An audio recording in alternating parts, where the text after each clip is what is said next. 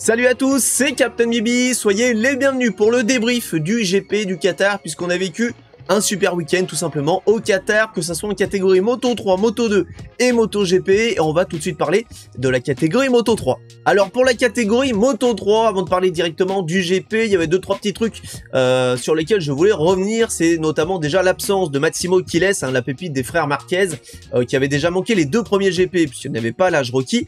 Il avait fait des débuts fracassants à Austin avec une super bataille contre Piqueras notamment, et enfin blessé à l'entraînement, il n'a pas pu participer à ce GP du Qatar, donc c'est dommage de ne pas voir qu'il laisse enchaîner au moins 2 week-ends d'affilée pour voir un petit peu qu'est-ce qu'il a un petit peu sous le pied. On peut également noter les 2 sanctionnés avant le départ, Adrián Fernandez avec un long lap et Alvaro Carpe avec 2 longs laps. Carpe qui a fait n'importe quoi pendant la séance de qualification puisqu'il s'est raté au premier virage, il est sorti, tour annulé, sauf que au lieu de laisser passer tout le paquet des tours rapides qui étaient dans leur dernier tour lancé, il va se remettre dans le paquet, on va dire, de tours rapides. Et au final, sorti du deuxième virage, donc à peine 100 mètres après, il se retourne et à ce moment-là, Scott Oden était dans sa roue. Pour l'éviter, ça prend les freins. Grosse chute pour Scott Oden et Alvaro Carpe qui repart comme si de rien n'était. Mais voilà, il a fait n'importe quoi Carpe et sanction entièrement méritée avec ses 2 longues laps dès le début de la course. On pouvait également souligner la première pole position de sa carrière pour Ryusei Yamanaka qui monte clairement en puissance d'année en année. Je pense que cette saison, on le verra très souvent aux avant-postes. On pouvait également souligner la 4e position de Riccardo Rossi qui, je pense, aime plutôt bien le Qatar puisqu'il avait déjà fait une très bonne course la saison passée. On passe maintenant à la course Moto 3 et il y a beaucoup de choses à dire. On va essayer de pas trop s'éparpiller parce que c'était une course magnifique. Déjà, course en paquet, il n'y a pas un pilote qui est parti en solitaire devant, même si Rueda était très chaud et a mené pendant beaucoup de tours cette course. Il y avait toujours un groupe à peu près de 4 pilotes en tête et un second groupe qui faisait le yo-yo, des fois qui reprenait un petit peu la roue, des fois qui se faisait distancer, ça dépendait un petit peu des dépassements, notamment dans la ligne droite des stands de plus d'1 kilomètre, de quoi faire le jeu des aspirations en catégorie Moto 3. On peut souligner que David Munoz, encore une fois, était très chaud au départ de cette course. Après ça s'est un petit peu assagi, notamment après le contact avec Denis Foggia. Denis Foggia qui a été fautif et qui est venu monter sur David Munoz avant de chuter. Donc pour une fois David Munoz n'y était pour rien, mais après cet accident on a un petit peu moins vu David Munoz qui notamment a été alerté par la commission de course. Donc je pense qu'il a peut-être eu un petit message sur son dashboard pour dire David, calme-toi, on a les yeux rivés sur toi. On peut également souligner la très bonne course, malheureusement qui s'est mal terminée pour Joel Esteban, qui était remplaçant de Massimo Chiles avec un jour de roulage en moins et il était très performant avant de partir à la faute. Mais voilà, c'était quand même à souligner parce que Joel Esteban fait des super remplacements dans différents teams en cette saison. Donc pour moi, il aurait clairement sa place en catégorie Moto 3. Donc pour terminer avec cette course Moto 3 également, et à noter bien que Rueda a dû abandonner à quelques tours de l'arrivée sur casse moteur, ce qui est très rare en Moto 3 et il faut le souligner puisqu'il était clairement le favori de cette course. Et au final, on a eu un super final avec 4 pilotes, Yamanaka, Kelso, Piqueras, Furusato qui partait de la 12e position, qui a su remonter et faire sa place dans ce groupe de 4. Et au final, on a eu des super dépassements, que ce soit même de Furusato et Piqueras, qui ont fait chacun un double dépassement, notamment dans les derniers tours, c'était magnifique. Et donc cette bataille qui s'est jouée à la photo finish, sortie du dernier virage, Furusato un peu trop à l'aide défensive, Piqueras qui prend clairement bien l'aspiration, la bonne trajectoire, qui optimise sa sortie de virage et qui va coiffer Furusato sur la ligne avec 9 millièmes d'écart.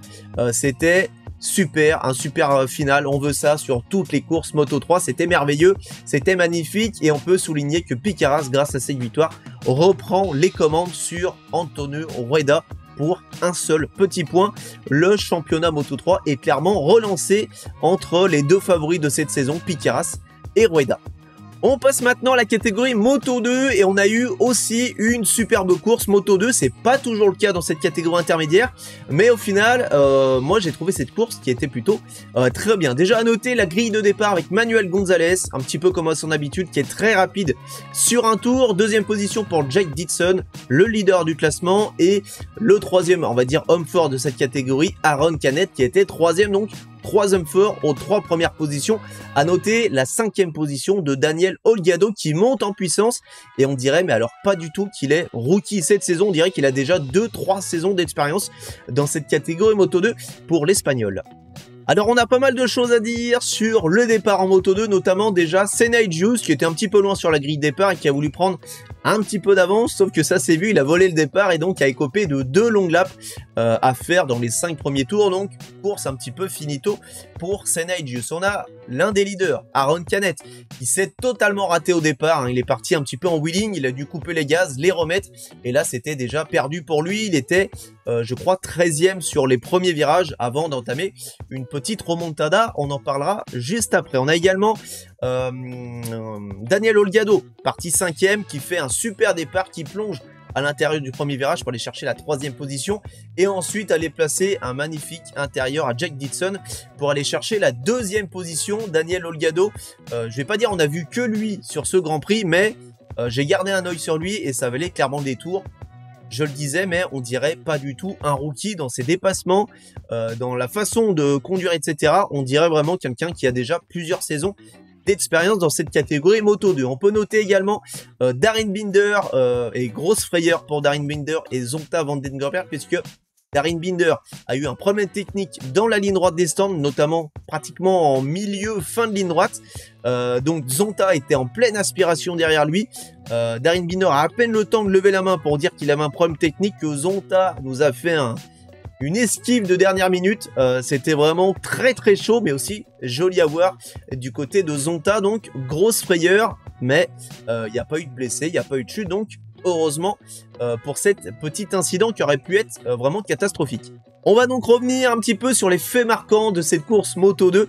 On pouvait souligner déjà à 10 tours de l'arrivée que le pneu soft avant de Daniel Olgado commençait à montrer un petit peu des signes de faiblesse.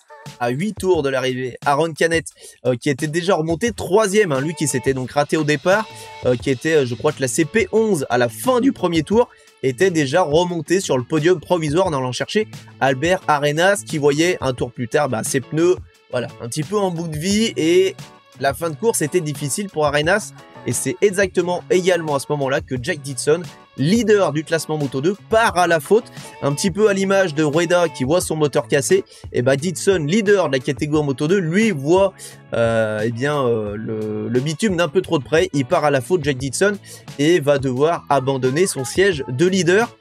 C'était pas le week-end des leaders, on le verra un petit peu après en MotoGP, mais Alex Marquez non plus n'a pas été très en réussite ce week-end. Donc voilà, là la petite malédiction des leaders à 5 tours de l'arrivée. On va revenir un petit peu sur cette course Moto de l'erreur de Denis Onjou qui menait ce Grand Prix et qui voit donc Aaron Canet le dépasser donc à 5 tours de l'arrivée pour ensuite aller chercher la victoire. Aaron Canet, on ne le reverra pas après cette erreur de Denis Onjou. À 4 tours de l'arrivée, Olgado qui résistait donc avec son pneu avant perd la 3e place provisoire au profit de Manuel Gonzalez qui remontait un petit peu quand même en performance, a tenté d'aller chercher Denis Onjou pour aller chercher la 2e place du côté de Manuel Gonzalez, mais ça n'a pas fonctionné. Donc Aaron Canet qui va chercher la première victoire pour lui cette saison, la place de leader devant donc Jake Dixon.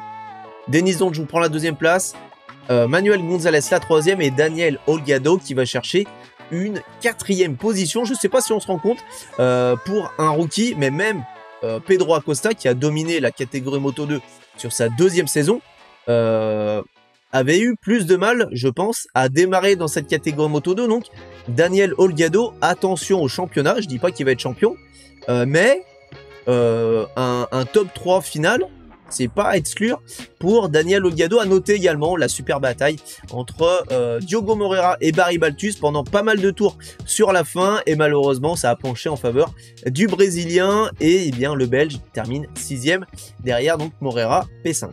On passe maintenant à la catégorie MotoGP et vous en avez l'habitude maintenant sur ces débriefs. On va faire un petit point Frenchy, à commencer par Fabio Quartararo, on va dire qui est monté en puissance jusqu'à la sprint et ensuite, voilà, ça s'est pas forcément très bien passé en course principale. En tout cas, il est allé chercher la 11e position sur la première séance d'essai, 6e lors de la séance d'essai qui compte pour les qualifications Q2, donc qualifié pour la Q2, 3e temps des essais libres 2, ça laissait présager plutôt une bonne séance de qualification. Eh bien, il était allé chercher la 3e position, première ligne pour Fabio Quartararo. Ça fait extrêmement plaisir de voir Fabio avec un petit coup de gueule également en début de week-end, puisque il était un petit peu remonté sur Yamaha en disant voilà, moi maintenant je veux 2 machines, les 2 mêmes châssis, on arrête d'aller chercher des réglages à droite, à gauche, de essayer plein de setups différents, on part sur un setup, on fait des petits ajustements et on bouge plus et on fait le week-end comme ça. Donc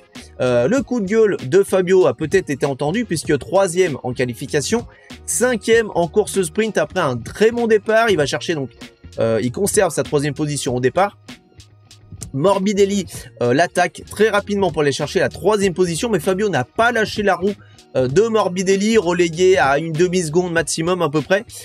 Il était de retour à la fin, il a même éclipsé les frères Marquez, puisque la réalisation se concentrait sur la bataille pour la 3e position avec Morbidelli, Quartararo 4e et Allgaier 5e. Et malheureusement, Fabio, qui a tout tenté pour recoller à Morbidelli dans le dernier tour, qui était en position d'attaque, malheureusement, il n'a pas réussi à en placer une et il se foire dans le dernier virage. Allgaier en profite et va chercher la 4e position.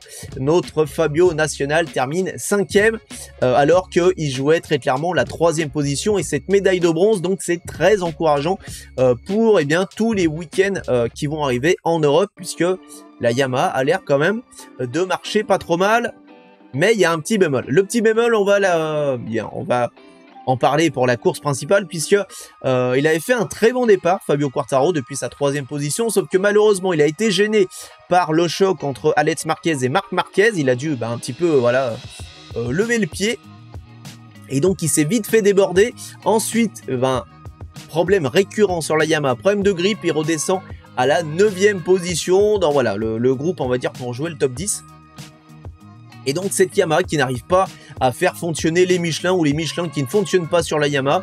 C'est soit l'un soit l'autre, mais en tout cas il y a toujours des problèmes de grippe avec cette Yamaha, souligné en fin de course et en déclaration d'après-course par Fabio Quartararo, qui disait voilà, après les courses Moto 2, on n'arrive pas à trouver le grip avec la Yamaha. Donc voilà, ça commence à agacer pas mal Fabio, et au final on peut quand même souligner sa 8e place à l'arrivée avant la rétrogradation de Maverick Viñales, qui est intervenu pas mal de temps après la fin de la course. Donc il termine officiellement 7e sur la course principale, Fabio, mais toujours des problèmes de grippe, puisqu'en début de course il n'arrivait pas du tout à trouver d'adhérence, et j'espère que Yamaha trouvera des petits réglages pour régler le problème. Mais je pense que tant qu'on conservera les Michelin en MotoGP, Yamaha n'y arrivera pas, à part si ça change totalement de bras oscillants, de châssis, etc.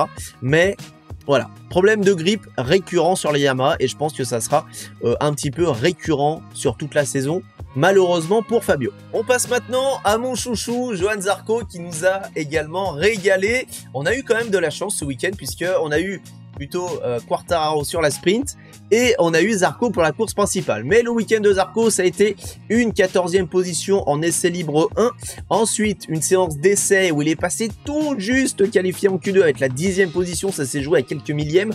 Ensuite essai libre 2, 4e chrono, c'était encourageant, il est allé chercher finalement une 3e ligne et la 7e position sur la grille. La course sprint de Zarco, ça a été un pari, et un pari perdant, puisqu'il avait choisi le pneu soft à l'arrière, comme par exemple Viñales et je crois les KTM également, qui ont été, Viñales est un pilote KTM, mais également les autres pilotes KTM, et donc ça a été un choix perdant, puisque au bout de 2 ou 3 tours, d'après ses déclarations d'après course, le pneu était totalement déjà détruit, HS, et au final ça lui apportait beaucoup de vibrations sur la Honda, et donc à 3 tours de l'arrivée, il a décidé d'abandonner, puisque au bout de 7 tours le calvaire commençait à ne plus être supportable, ça commençait à dégringoler et au final à 3 tours de l'arrivée il a décidé de rentrer au bots pour ne pas prendre de risques et de chuter alors qu'il était totalement hors des points, de chuter, de se blesser. On a vu notamment Martin où ça s'est mal terminé avec la chute, donc je pense que Zarco a joué la prudence et au final il a dit bon bah c'est parti remise, demain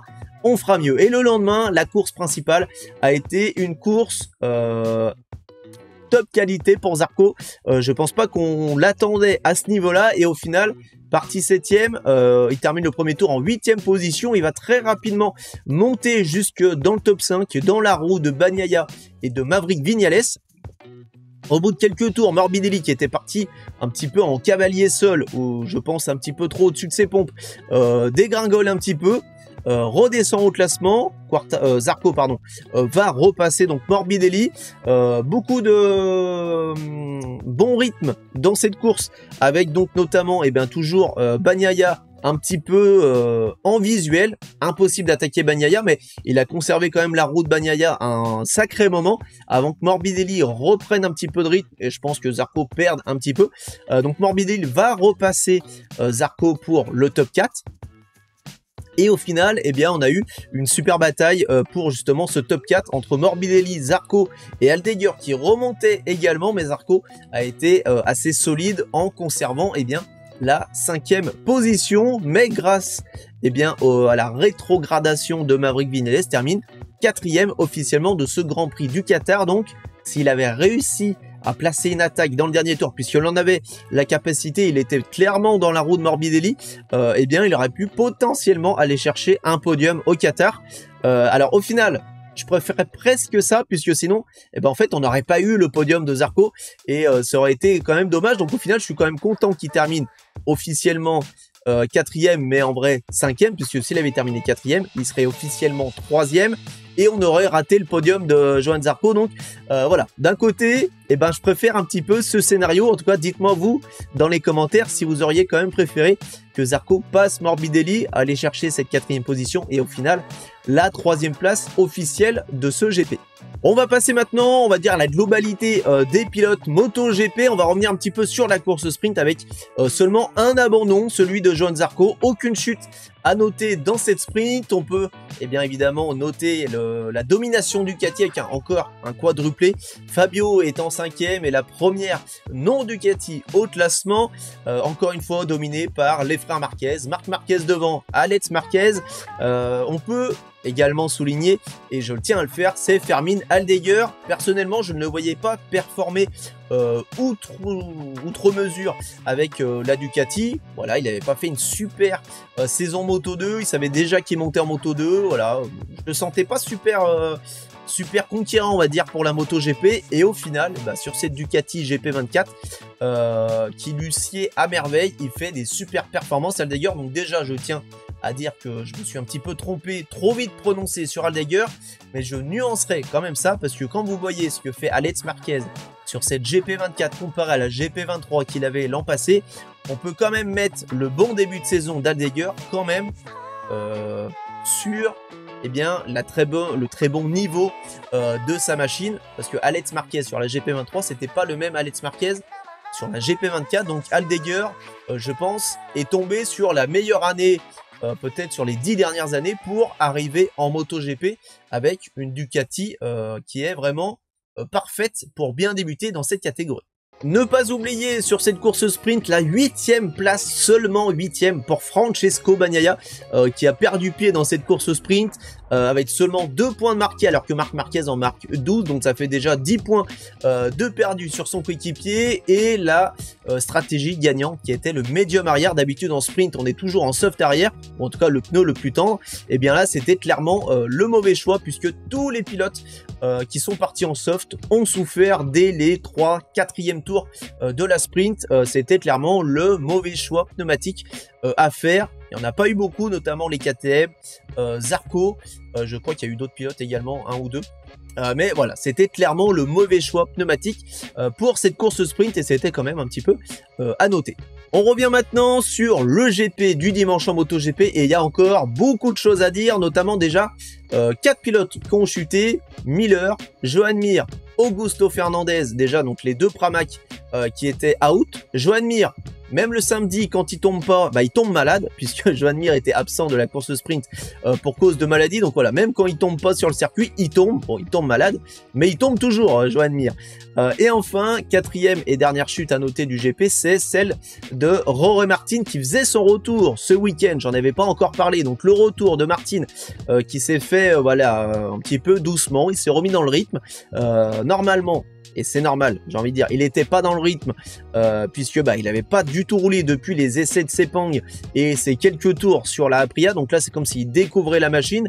C'est normal qu'il soit pas là à jouer encore le top 10. On m'avait demandé un petit peu sur Discord et sur Twitch, etc. Martin, je le voyais pas du tout performer. Déjà, j'avais dit s'il faisait un top 10, ça serait extraordinaire. Et ben au final, voilà, il a chuté dans la course du dimanche et au passage, bah, il s'est juste pété 6 côtes et s'est niqué un poumon. Donc là, c'est la saison cauchemardesque pour Rory Martin. La malédiction du numéro 1. Là, à l'hier, j'espère qu'il va quand même réussir à finir la saison, Martin, parce que là, à ce rythme-là, je sais pas comment il va finir la saison. Ensuite, pour cette course principale, voilà, petit aparté fait sur Rory Martin, Morbidelli qui avait fait un super départ, qui est parti en mode cavalier seul, je vais tous vous plomber, moi je tâte dans mon pneu, vous allez pas pouvoir me suivre. Et ben au final, voilà, personne l'a suivi, mais il s'est vite fait rappeler à l'ordre et au final, il a vite un petit peu dégringolé avant que, eh bien, Marc Marquez reprenne un petit peu les commandes et que Marc Marquez voit y arriver un certain Maverick Viñales, le show Viñales sur cette course. Moi, je me suis dit, bah, Viñales, là, il est en train de détruire ses pneus, il va pas y arriver. Et ben, au final, Viñales, l'extraterrestre, l'incompris Maverick Viñales, voilà. De temps en temps, il va nous sortir des courses comme ça. Ça doit être le pilote préféré des bookmakers, Maverick Viñales, parce qu'il est toujours là, là où on ne l'attend pas. Notamment bah, après la course sprint où il avait fait le choix soft et bah, un petit peu comme Zarco, ça s'était mal passé. Et ben Maverick Viñales a été là pendant toute la course principale. Il va terminer deuxième, donc avant d'être rétrogradé et de se faire sucrer son podium, il va être rétrogradé, je crois 16e, puisqu'il va se prendre 16 secondes de pénalité, si je dis pas de bêtises, vous pouvez me corriger dans les commentaires. Mais voilà, résultat complètement HS pour Maverick Viñales, mais on retiendra, parce que je pense pas que ça influe grandement les choses avec bah, une mauvaise pression de pneus. Une pression insuffisante, je crois. Au final, voilà, je pense pas que ça influe totalement la course, mais voilà, la sanction est très très lourde pour Maverick Viñales qui nous a quand même régalé. Ça faisait très plaisir de revoir Viñales à cette position et c'est bon signe pour KTM puisque Pete Bayer disait que voilà, il faut arrêter de tout mettre sur la crise KTM.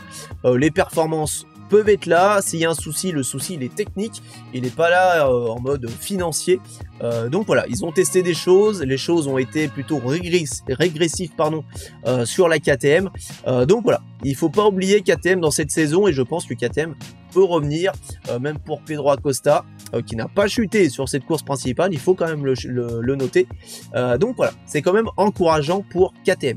Ensuite, on a la stratégie de Marc Marquez qui a roulé un peu contre lui, puisque sa stratégie était vraiment d'économiser ses pneumatiques pour la course. Et à la fin, voilà, il a dit bon, c'est bon, je peux y aller à 5 tours de l'arrivée, je peux taper dedans, le pneu il va tenir, il n'y a pas de problème. Mais voilà, il avait remarqué que le pneu avant s'usait un peu trop, donc il était sur la retenue. C'est pour ça que Marc Marquez n'est pas parti à l'assaut de Morbidelli quand il est passé. Il n'est pas spécialement parti à l'assaut de Viñales quand il est passé. Donc voilà, on a un Marc Marquez stratège et ben presque intouchable, puisque déjà 7 victoires sur 8 au total, après bah, uniquement sa chute à Austin. Je ne vois pas qui est en mesure d'arrêter Marc Marquez cette saison, parce que même quand on croit qu'il est moins bien, et ben en fait non, il est juste en gestion et en stratège, Marc Marquez. Donc là, je ne veux pas dire que la saison est pliée, mais je le crois de plus en plus. Et dites-le moi dans les commentaires si vous pensez que la saison est pliée avec Marc Marquez, parce que là, je pense qu'on a vu Valentino Rossi, notamment dans les stands, sur les murets des stands, etc.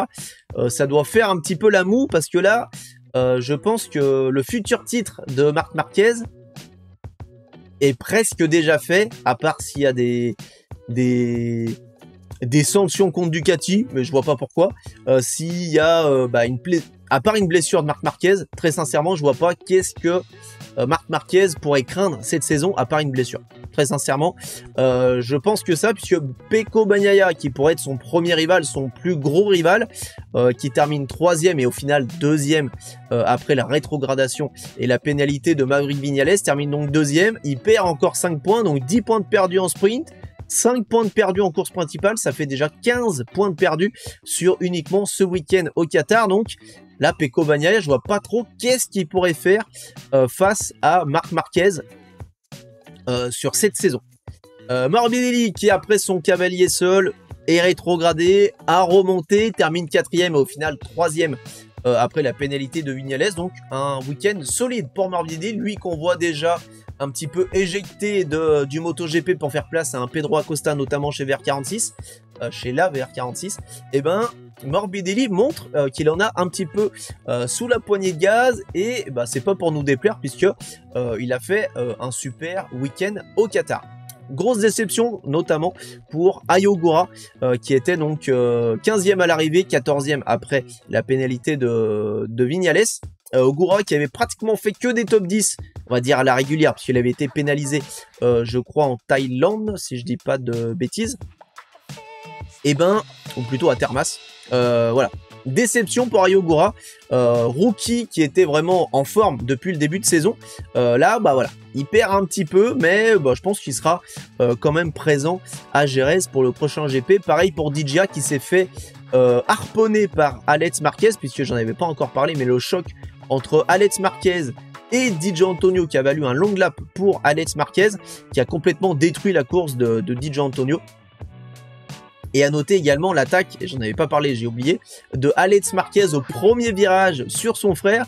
Alors on sait qu'il voulait aller embêter Marc Marquez en course, mais je pense pas qu'on avait compris le même sens de embêter, puisque là il est pas allé embêter Marc Marquez, il est allé lui cueillir quelques ailerons sur sa salette bots à Marc Marquez. On a vu que déjà un aileron était parti, et le deuxième aileron qui restait à droite sur l'arrière de la Ducati était un petit peu un aileron amovible, hein. Donc je pense qu'il a été légèrement perturbé, Marc Marquez, mais voilà, il nous a claqué le meilleur tour de la course dans les derniers tours.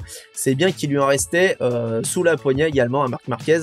Donc voilà, Marc Marquez inarrêtable en ce début de saison, et je ne vois pas qu'est-ce qui pourrait le priver d'un nouveau titre de champion du monde. En tout cas, j'attends vos commentaires sur ce week-end du Qatar, que ce soit dans la catégorie Moto 3, Moto 2, Moto GP.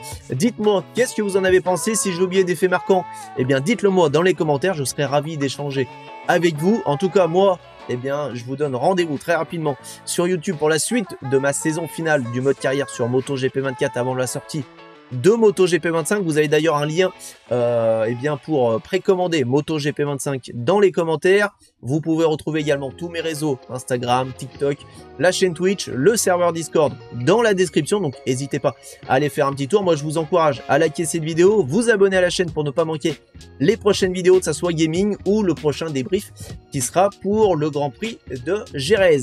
D'ici là, je vous embrasse, je vous kiffe, je vous dis à très vite. Et d'ici là, portez-vous tous très bien. Ciao, ciao.